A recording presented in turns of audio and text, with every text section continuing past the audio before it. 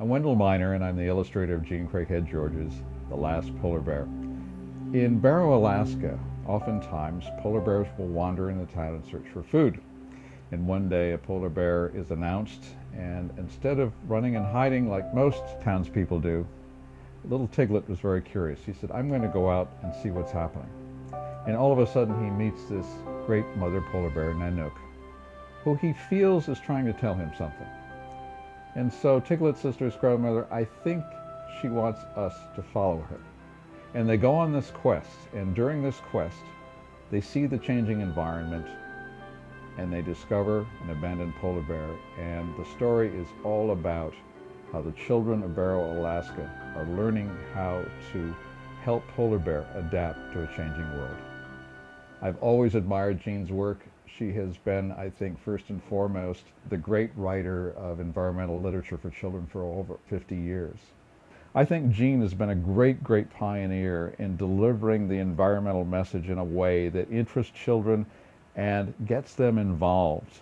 And we decided that we wanted to create a story that had a positive nature to it for what is really a very serious problem. But we wanted to introduce children to Barrow, Alaska, the environment in which the polar bear lives, and how the children, the Inupiat children, are doing their part to help save the polar bear.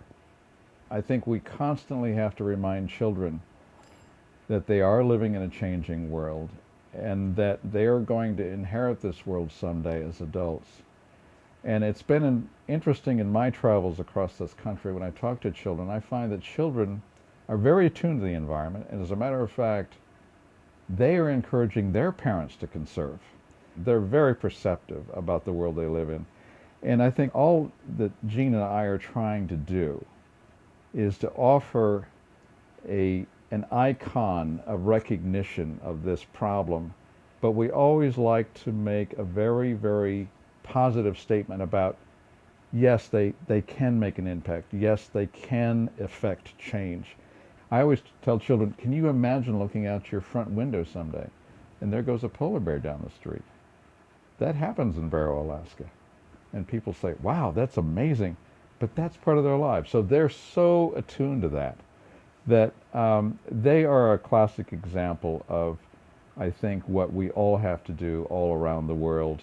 We all know our respective environments. We all know the animals that live there, and we should do our part to hopefully protect them and make sure they're there for future generations.